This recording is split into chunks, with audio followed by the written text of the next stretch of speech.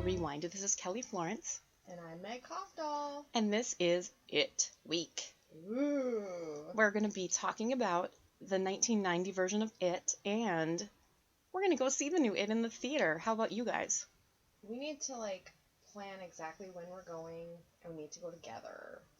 Aww. Aw, you guys, we live 4 hours away from each other, so it's hard for us to get together. We'll have to just see it on our own and then talk about it. But then we can talk about it on here. Yeah, we will. I know, school started, and... How about after you see it, we'll do an Anchor call-in, and then we can post our convo on Anchor. Yeah, and we have talked about Anchor a lot, but you guys have got to get on Anchor. If not, just to listen to us, but there's also other great people on there, too, doing really neat channels, and it's all free, and it's really fun, so check that out. Yeah, it's very interactive, which is cool. And there's music, so you can't lose. Yeah. So we've been binging a show. Yes. And it's not horror. No. But some people might consider it horror. It's Billy on the Street. Have you seen it, you guys? It's amazing. It's so funny. It was a Funny or Die show, I believe. And then it went to True TV. Is he, are there going to be any more seasons? I hope so, because I need too. more Billy Eichner in my life. I know, and if you guys haven't seen Difficult People on Hulu, he's on that show, and that's hilarious, too. So there was this joke. Billy Eichner was saying a couple seasons ago that the most he can hope for is that Ryan Murphy thinks of a fun way to murder him. And meaning, he hopes to be on American Horror Story some season, and he's going to be on the next season of American Horror Story. Woohoo! So see, we tied it back to horror. Yeah.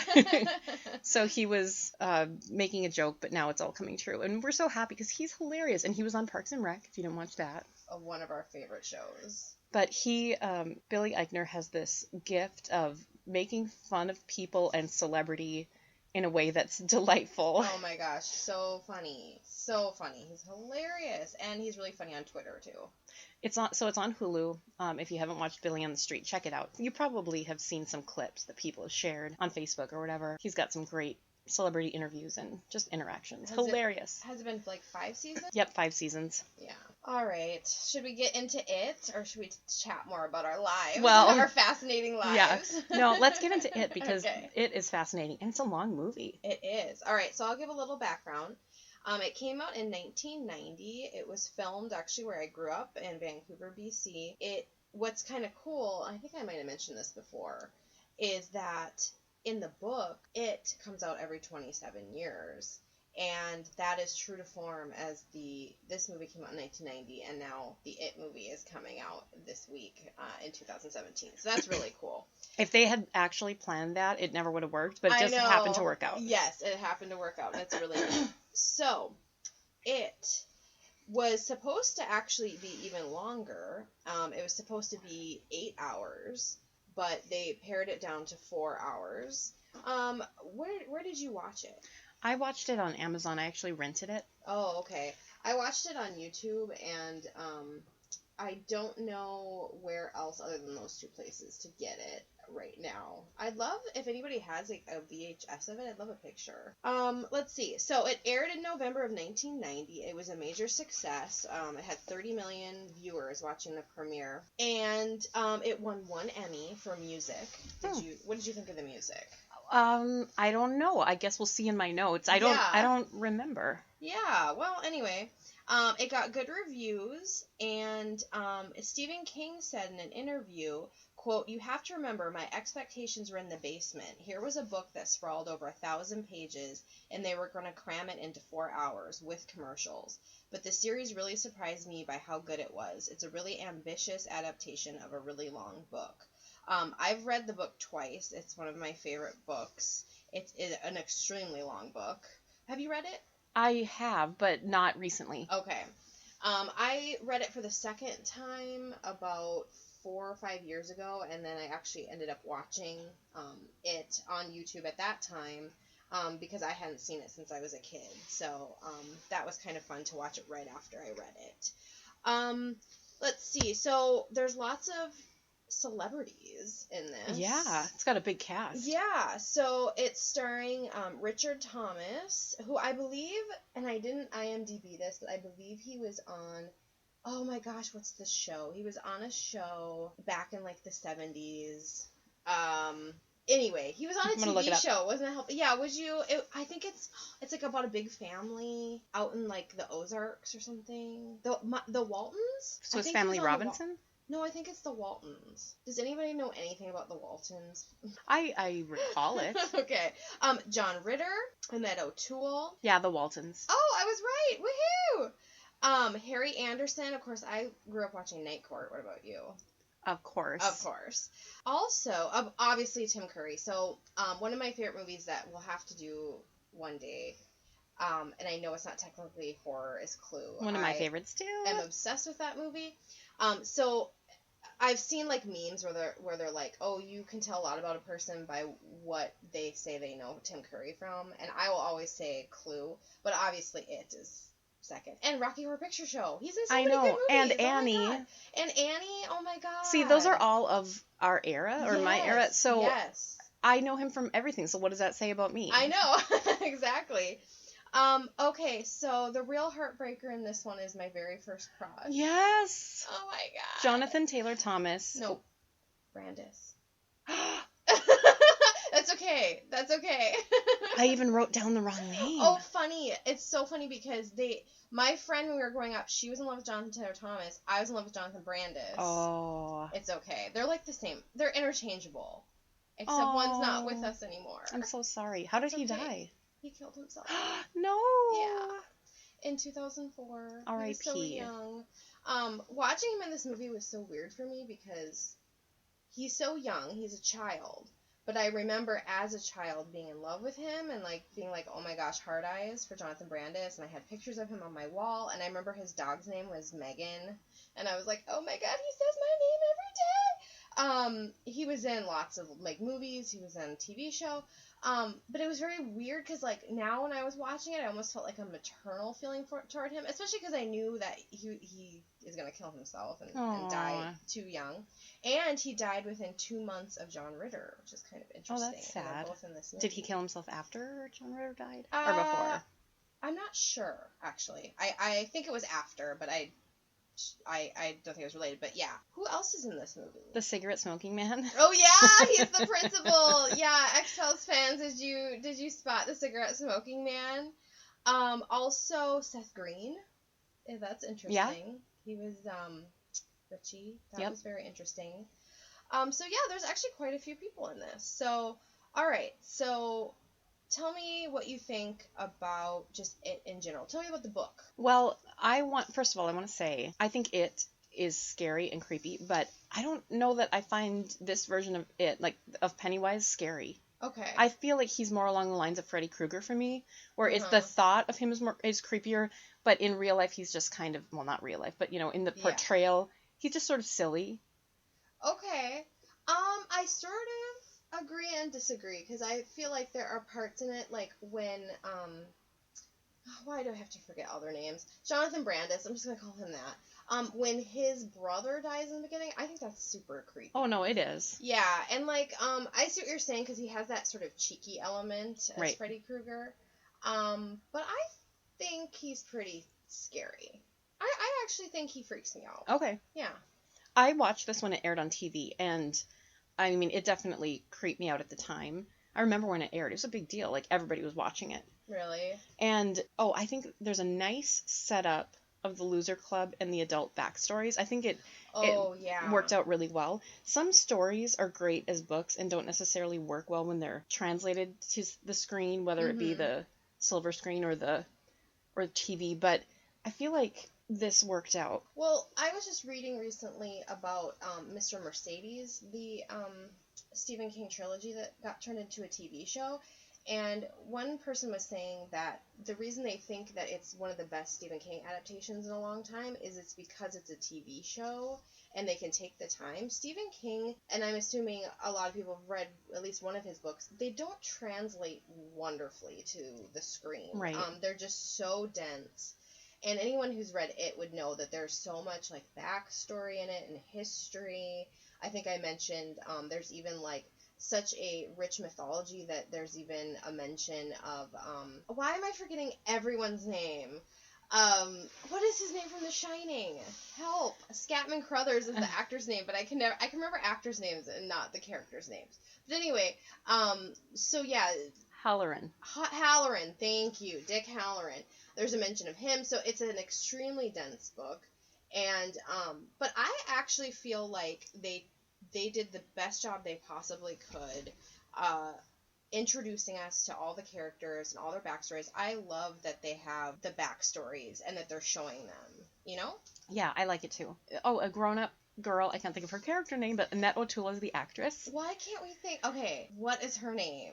I've read the book twice. I just watched a 3-hour movie. Why can't I think of her name? People are screaming it at us right now. I know. But Annette O'Toole plays the grown-up version, and she is Superman's mom on Smallville, and I love that show. Yeah, that's right. That's very cool. Oh, you know what what a really legit creepy part is? When Annette O'Toole goes home and that old lady... Oh my god, that's the scariest part. Yeah. That's the scariest part of the whole movie. It is. Because the old lady seems fine... And then she starts slurping her tea, and it's, like, really disturbing. Like, if somebody did that, you'd just be like, oh, something's wrong in their mind. Why are they doing that? And then her teeth look all nasty. Yes. Oh, my gosh. That part is legit creepy. That is legit creepy.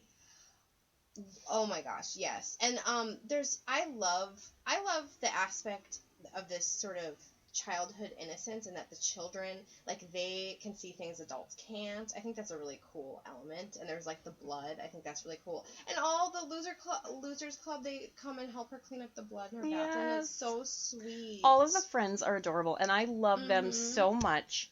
And they really set it up so you feel for them. And it's so sad that they all haven't seen each other in so long. You know, they're all getting the call, and then we get their flashback to childhood. But it's like, aww. And Ben, he gets to finally be with the woman he loves. That was so sweet. They get together. I love little romance in my horror, okay? I love it too. That was so sweet. Side note, right after I watched this, I saw somebody post a picture from the miniseries. I think it was like a Stephen King Facebook group. And they're like, did anybody else notice this about John Ritter? And I had noticed it, and I kind of just filed it in the back of my mind. There's a scene near the end of the movie when the deadlights are looking in his eyes, and there's something wrong with John Ritter's eye. And I was like, when I saw it, I was like, what is happening? Something happened with the film or something? His pupil is not in the middle of his eye. It's the strangest thing I've ever seen. You need to share that on our page. So people started searching his picture. It's true. His pupil, I think in his his right eye, is not in the middle of his eye. I've never seen anything like it. So that's anytime so you watch a John Ritter show, if you're watching, why can't I think of anything's name right now? Fine. What is this freaking sitcom? Three's Company? Three's Company! Oh, I'm getting so aggravated. Yes. Yeah, if you're watching that, just look. His pupil is, like, way up. It's like when you told me Matthew Perry, one of his fingers is shorter. Now you can't stop looking, can you? Right. He, like, had his middle finger, like, Not that I watch Matthew Perry ever, but... Well, you know, when Friends is on a Nick at Night, late at night, who can't look at Matthew Perry's finger? I brought it up because my son... his finger was slammed in a door and was partially amputated, and it was sewed back on. It was traumatic. Have I even told this story? I tell it in my communication classes all the time. Okay, good. Anyway, it was horrifying and awful. He got it slammed in the door, and so I was like and at the time I literally was telling myself, well, Matthew Perry's finger is like that, so it's gonna be okay. But my son's finger got sewed back on, so it's all right. Side note. Okay. I have to mention, Seth Green as one of the kids. Yeah. It's ironic because his fear is werewolves, and he plays a werewolf on Buffy. Oh, okay. Another one of my favorite shows. Funny, yeah, his fear is werewolves in the movie. That is ironic. So her name's Beverly. Just going back to that, like, back to the romance. Ben, like, leaves the poem. Your hair is like winter fire. Is that what it is? I don't know, but... it's so romantic. I live there too. So it's something very romantic. I love it. Harry Anderson, yes. who we mentioned from Night Court. Yeah. I feel like he always plays that kind of role. Like, that was just him. Because he was a character named Harry on Cheers. Oh, and I he was remember that. also that type. Same type of... Yeah. Okay. Yeah, I bet you that must be sort of his personality. I'm curious. That character, I'm very curious. I know for the movie that's coming out now, it's just the kids, but I'm very curious to see how Richie's character is going to be in 2017, because his humor is very old-fashioned and he's bordering on annoying, and I'm just wondering like what he's gonna... I think he's played by the kid from Stranger Things, so I'm very curious to see what his character is like, if he's changed. I'm also curious to see if Beverly's character has changed. All of them, really, because now it's going to be taking place in the 80s instead of the 50s, so I don't know, it'd be fascinating. Poor little Eddie, his mom telling him he's sick. It reminded me of that documentary about that mother-daughter. Yes.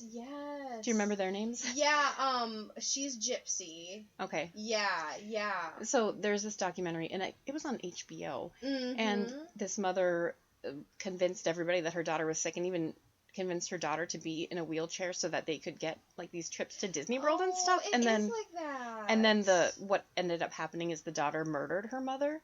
Yes. Well, or had her murdered, but yes. But it was it was that Munchausen by proxy type thing.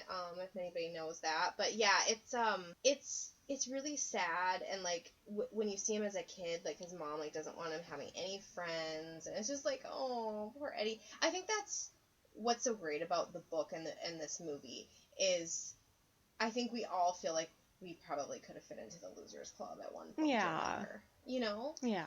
I think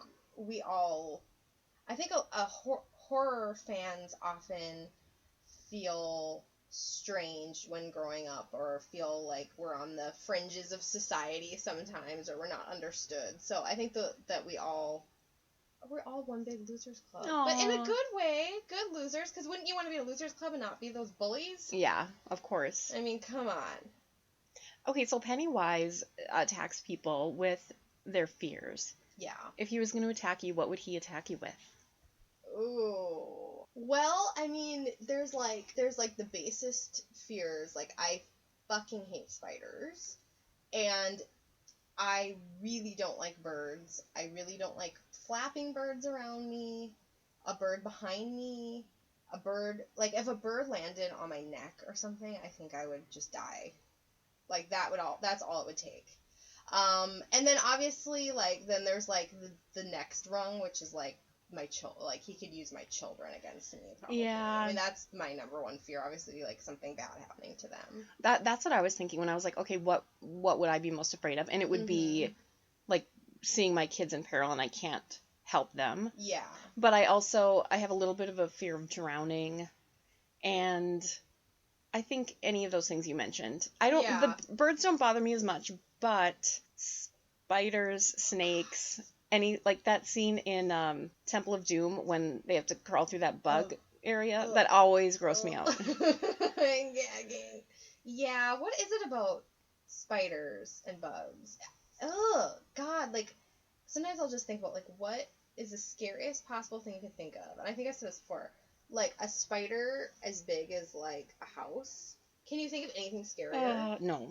And that's kind of what is at the end of this movie. And yeah. I remember, that's what the part I remembered as a child the most, was the spider-like thing at the end. Because that really is its true form. You know what's really creepy is to think about the real horror of, like, a spider laying eggs in your ear or something. A moth flew into my grandmother's ear and got caught in there. And she had the same thing about birds as I did and flapping things. So she literally was just screaming the whole time they brought her to the hospital. And they had to take, like, tweezers and take the flapping, still alive moth out of her ear. Oh my God, that's so disgusting. I think about that, too, sometimes. Like, when I'm by a light and they're all, like, dancing around. And, yeah, oh my God. My dad had a broken arm, which is a funny story. I'm going to tell this story, actually, and then I'll get to the creepy part. He was a teacher, a science teacher in the 70s, and he gave his students a free study day. But, of course, students don't study with a free day. So they were having an arm wrestling contest, and they said the winner gets to arm wrestle my dad, and the teacher. And he's like, okay. And he's super stubborn. If you know my dad, he's 5'5", stubborn little guy. He would not give up. And this big football player broke his arm. And no! my dad's like, someone needs to go tell the office that I need to go to the hospital. Like, he was super calm. Oh my god. So that summer, he ended up having his arm in a cast, and one of those flying beetles, like, they're gross. Oh, like June bugs? Yeah, like a big June bug, crawled into his cast, and he could just feel it running up and down his arm. Oh. He had to put, like, a hanger in there to get it out. Oh He's, my like, God. and to this day, he still is creeped out by them. I bet. It's funny how we're desensitized to, like, we can watch, like, The Ring and, like, Samara, like, coming through the TV, but, like, if I think about, like, a fucking cockroach coming in here right now, I would lose it. I would lose it. Because you can't, I don't know. It's real. Yeah. Oh my god. They're uncontrollable. Ew. I'm glad we live in Minnesota, though, because, like, if scorpions were a thing, or, like, have you seen pictures of, like, spiders in Australia? Like, oh my gosh! I want to go to Australia, but honestly, that has, like, stopped me from, like, really actively pursuing going there. Shout out to my friend Ashley, who has a lot of spiders on her property. She has said sometimes, like, she'd rather burn the house down than deal with the spider. Yeah. And I totally get it, but they have these, I think they're called wolf spiders or something. They're huge. Like, sometimes they're as big as your hand. Oh, God. And she has learned to cope with it, but Ashley, I feel you. You know, the only one I can handle is a daddy long legs. Is it the name? Yeah, they're like, nice. When I say daddy long legs, I'm like, oh, it's fine. Yeah, maybe the name is nice. Maybe the name is nice. So I told my kids to start calling them, like, fuzzies. I'm like, if you see a spider, call the fuzzy, and then it won't be as scary. Oh, that's a good idea. So try that, everyone. Try that with Pennywise if you see him. Oh. What do you think of the new Pennywise? I think he's terrifying. He looks scary as fuck. So he looks creepy. I went to see Annabelle Creation in the theater, and in lieu of a preview, they played, like, a 4 or 5 minute clip from the movie. Wow. And Stephen King introduced it, and it was very cool, and it was very creepy. What happened in the scene? It was the scene, we all float down here. Ah! Oh my gosh. Okay. And it was so good. And Bill Skarsgård? Yeah. He is doing an excellent job. I hope he doesn't go the route of a lot of method actors, though, and, take it on too much. I'm hearing that he was method. Oh, really? Yeah, so I don't know. How are you method as Pennywise? I think you don't get out of character on set. Ooh, yeah, that'd be poor creepy. children actors. I know, that'd be creepy. Yeah, it would be. Oh my gosh. Alright, so I think we were saying before, like, I really like how they all have backstories, as they do in the novel, and this adaptation took the time to show why all of these kids are different and unique. And then we kind of see them as adults, and we see Beverly. That's one of my favorite scenes from the book, when she leaves her abusive boyfriend. Oh, that is the best. Oh my gosh, it was really good in this too.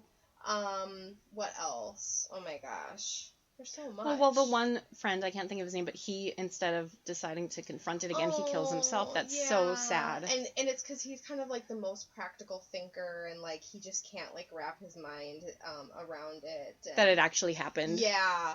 All right. So, what do you think of the Chinese restaurant fortune cookie scene? I think it's good. Do you feel like anything's dated in this movie? Does it feel dated to you? You know, I mean, I guess any movie you're gonna go, oh, okay, like I could see how now it would look better or whatever, but I think it holds up pretty well. I mean, I think if there's that scene, I feel like if there's any issues, it's because it was made for TV, and at the time, I feel like TV wasn't as edgy as it is now. Yeah, that's true. So maybe they could have gone further, but I think it works. Speaking of edgy, there's a scene in the book, I don't know if you know what I'm talking about, that I hate. I absolutely love the book, but it's the most controversial scene, and it's not in this movie, and it's not going to be in the new movie, they said. What is it? Do you remember in the book, when they're underground, something they have to do is every little boy has to have sex with Beverly. Oh. As children. I feel like I skipped over that. It's awful. I hate it, and I remember reading it the first time thinking, there has to be a purpose. There has to be a purpose for this, so I'm going to keep reading this and find the purpose, but there never is a purpose, and it really, like, just, it grates at me, and I hate it, because I love that book, I love this adaptation, I know I'm going to love the new one, I'm glad they didn't put it in any of those, but it's so sexist, and icky I and think just pointless. I think I've blocked it out because awful. now that you mention it, of course, Yeah. It's there, but I'm like, nope, that doesn't exist. Yeah, I mean, 'cause, yeah, it's just nasty, and that is like one thing. If I was like drinking with Stephen King, I don't mean like if I met him like professionally or like at he was signing books or something, I would never ask him. But if I was like drinking with him and hanging out with him, I'd be like, what is the deal with that? You know? Yeah. I really don't like that. So anyway, I'm glad it was not in this. Speaking of edgy, and I'm glad it's not going to be on the other one either. So, what do you think of the climax? I think it works well. I think it was a big deal when it aired. Mm-hmm. I remember everyone being really excited to watch this finale, and some of it, like I said, maybe feels a little dated or cheesy. Yeah. Because of made for TV or the era, but overall. Yeah. Eddie dies. Oh. That sucks. I know, really, and I love Eddie. I know. That was and it was interesting. He reveals he's a virgin right before he dies. Poor Eddie. He's just not having a good day. So that was interesting. And I felt like Beverly got to have like a really good part of the climax. I'm always complaining when I feel like women don't get to be involved in the climax of a movie, but I felt like she was like a really it showed how they all need to work together, and I thought that was really cool. Yeah, so, it was good. They were strong characters, and yes, and her with the what is that thing called, a slingshot? Yeah, like or a wrist rocket. She has this natural ability for it that they don't have, which is cool. And then there's kind of the cheesy ending with the wife. That was kind of strange to me because it's like she's not really an important character to us. Right. On the bike. I guess they wanted to have that feel-good ending, and so they chose to go with that. But, yeah. So that's it. So what are you looking forward to seeing in the remake? I love Finhard. Is that his name? Yes. Finn Wolfhard. Finn Wolfhard. We are just awful with names today. This is the episode. You know what it is? What? I have been watching Game of Thrones, and no spoilers, but then we went back and we're starting to watch it from the beginning again. Oh. And it's like I've got all these names in my head from Game of Thrones. And then there's Bronn and Bran. I know. And there's too many names. Gendry and... Now there's Rickon and Dickon. So I've got a lot of names in my head, I think. I'm just going to blame it on that. I think so. I think that's fair. I'm going to just blame it on drinking screwdrivers last night and staying up too late watching Billy on the Street. Well, yeah, there's that too. So I'm looking forward to seeing Finn Wolfhard in this adaptation. I think Bill Skarsgård, or Pennywise is going to be insane. I think it's going to be really good. And I think it's going to be legit scary. I'm excited for this to make a ton of money because I think it's going to. And then they're going to cast the adults. It's going to be fun watching this and maybe thinking about what adults they're going to cast for the second movie. So, very exciting times for Stephen King fans. There's also a Gerald's Game movie coming out this year, which is a great Stephen King book. We got Mr. Mercedes. Now, I didn't watch The Dark Tower yet. Have you talked about it on here yet? No, but I don't want to give any spoilers away, and I don't want to say anything until you've seen it. All right, so I gotta get my ass to the theater. I'm holding my comments. All right, okay. So up next, I'm excited to hear what Lisa has for the drink. So this is a pretty scary movie, and a lot of people are scared of clowns. And when I told Lisa, I'm like, oh, this movie is It, and Pennywise the Clown. She's like, I'm not scared of clowns. I'm like, no, but he's scary. And she said, I've got clowning training. This isn't going to scare me. So, are you ready for the cutest drink ever? But there's alcohol in it, but you can always leave the alcohol out. It's a snow cone, but it's like a clown snow cone. Oh, cute! And it has alcohol. Lisa, let us know about the drink. Hi, horror friends. Lisa here. And today we're going to talk about a movie that I am too afraid to watch. Surprise! Called It. I heard there's clowns. So for It, I think clowns, I think circus, which I know isn't what this movie is about, but we're going from my happy place. I think of circuses. And what do you think of at a circus? What are you going to drink at a circus? You're going to drink from a snow cone. And that's what we're going to do. We're going to make It's a snow clown. Sorry friends, it's been a big day. So we're going to actually start already with about 1.5 ounces of rum in our glass, clear rum. And you're gonna need to chop up a bunch of ice for this snow cone. You can blend it in your blender. If you happen to have a fancy schmancy ice machine on your fridge, do that, because this can take a while. But you want it to be the consistency of snow. And when you're blending your ice, if you want to get fun, if we think about things, props that clowns might use, I like to think of like a banana peel. So let's go back to our bar and grab our 99 bananas. Just dump in a little bit, maybe like a 1/4 of an ounce, to help give the ice a little bit of liquid to move with. We're gonna make a clown. Are you ready? Great. Get some maraschino cherries, cut one. Huzzah, we have a nose. Gonna have you take your bitters. If you have them in a dropper bottle, great. If you don't, find yourself a nice little dropper, because we're gonna drop it on, and we're gonna make an eye here and an eye there. And we're gonna make a little smiley face. Helps if you sing, I've learned. Then we're gonna go ahead and grab another dropper. We're gonna go ahead and grab some of this good grenadine. We're gonna make some hair on the side, and we're gonna make some more hair on the side. And right now it's feeling a little abstract, so we're gonna try to make it a little sharper in focus. And if you recall, a couple weeks ago, we used chocolate sprinkles. Go ahead, bind those. And we're gonna make some scared tea by dropping in some sprinkles. And again, it doesn't have to look great, because from the photos I saw of Pennywise, he doesn't look good either. 2 eyes, we got a tooth down, everybody, I'm sorry to say. But I would like to share with you my fun little creation called It's a Snow Clown. Cheers to you, horror friends. Thanks, Lisa. I'm gonna go make one of those right away. Snow cone, yeah. That's amazing. All right, so next it's time for our fast forward segment, where we talk about something new or current or something that we haven't talked about yet in the world of horror. And guess what came in the mail for me yesterday? I know it's not Netflix, because they don't do that anymore. You know what came in the mail? Bruce Campbell's new book called Hail to the Chin. Oh, all right. Tell us about it. Well, it is Hail to the Chin, Further Confessions of a B-Movie Actor. And if you haven't read Bruce Campbell's first book, you absolutely need to, because it's hilarious. It's so funny, and I think I mentioned it before, how I learned a lot about like indie filmmaking from it, and how they basically developed Evil Dead, and how they found producers and how they went about it, and I love that. I've got to read the description. It's been 15 years since his first memoir, but Bruce is still living the dream as a B-movie king in an A-movie world. And I just think that's great. It says he returns where he left off in If Chins Could Kill, with further hilarious, gut-wrenchingly honest confessions.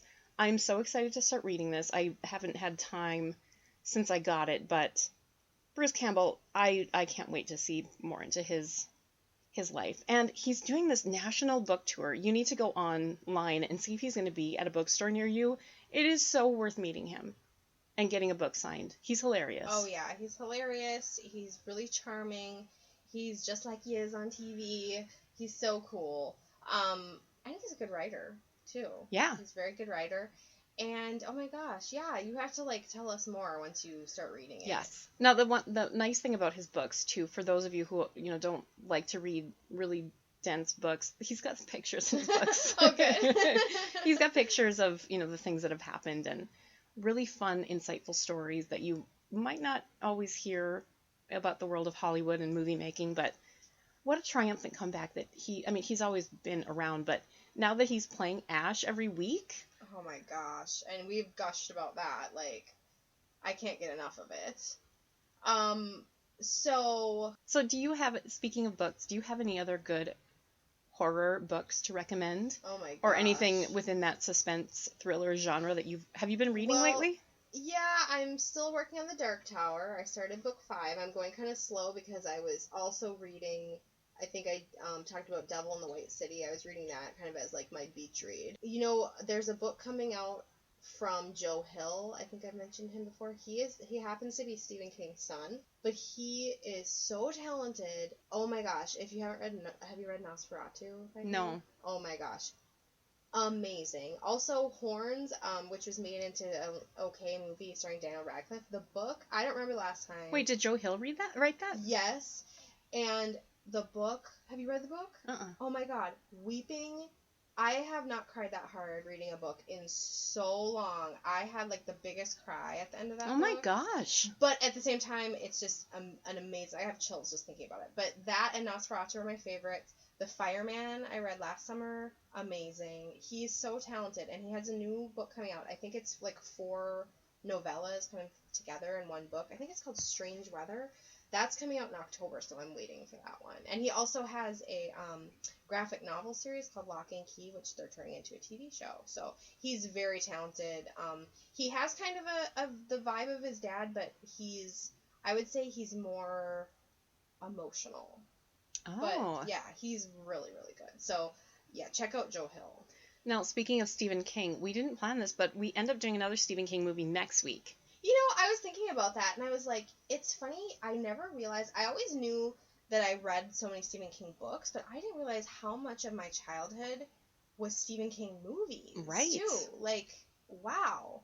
I don't know, it just, he's the master, of course, so yeah, it's fascinating how much that he's impressed upon us through horror, like how much horror is his from the 80s. Exactly. He just keeps coming up because he was in our lives. Yeah. Still is. Yep. Next week we'll be talking about Children of the Corn. And there's a bunch of those movies. How many of those have you seen? Oh gosh. It's one of those things where I've like kind of watched a couple like on Sci-Fi Channel or something.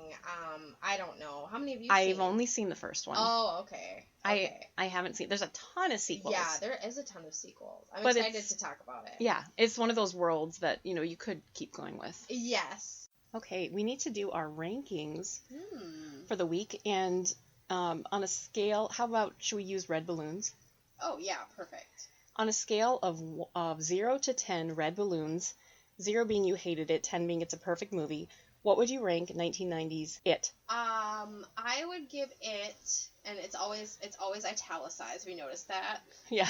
I would give it a 7.5 red balloons because it creeped me out. Maybe it's not the scariest movie, but it creeped me out, and I really like how rich the characters are.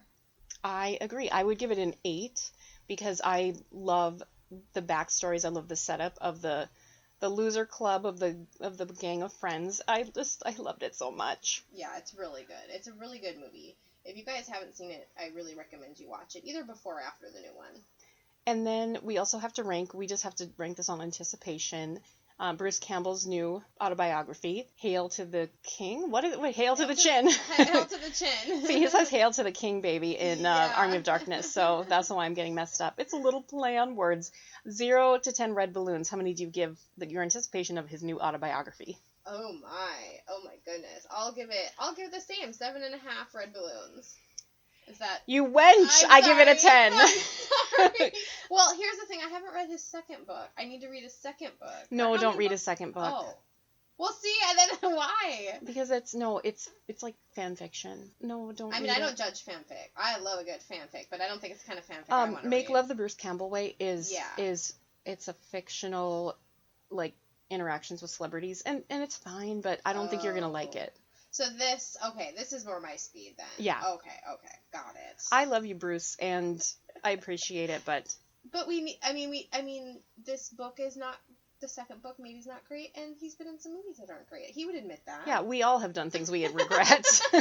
Like us not remembering anybody's name in it. And me calling you a wench.